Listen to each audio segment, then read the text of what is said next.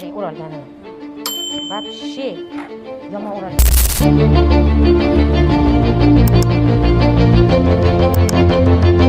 Hurmatli kuzatuvchilar, birinchi homila, birinchi tug'ishlari, homilani ko'ndalang kelishi va suv ketishi bilan keldilar.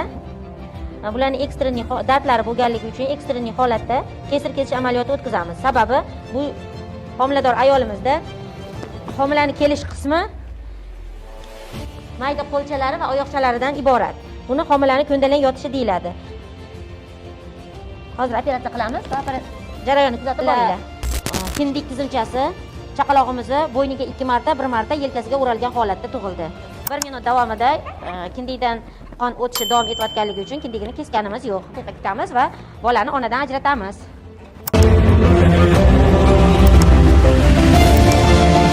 Preparatimiz bu davlatimiz tomonidan beriladi. Boshga, ichki organlariga qon quyilishini oldini olish maqsadida 1 marta qilinadi, yarim soat ichida. Xo'pmi? O'shaning uchun chap soniga qilib qo'yaman.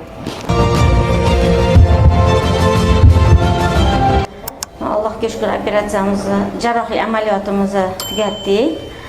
Sog'lom 3 kiloyu 350 chaqalog'imiz tug'ildi. Aslida bu ayollar 3 kilo 300 homilani kelishi dumbasi bilan bo'lgan taqdirda 3,5 kilogramgacha bo'lganida biz o'zimiz to'ldirishimiz kerak edi. Lekin homilamizni ko'ndalang yotishi natijasida hamda qog'onoq suvlarni erta yirtilishi bizni shoshilinch operatsiya qilishimizga ko'rsatma bo'ldi. Hozirda operatsiyamiz yaxshi o'tdi. Ona ham, bola ham qoniqarli ahvolda. Kuzatishda davom etinglar.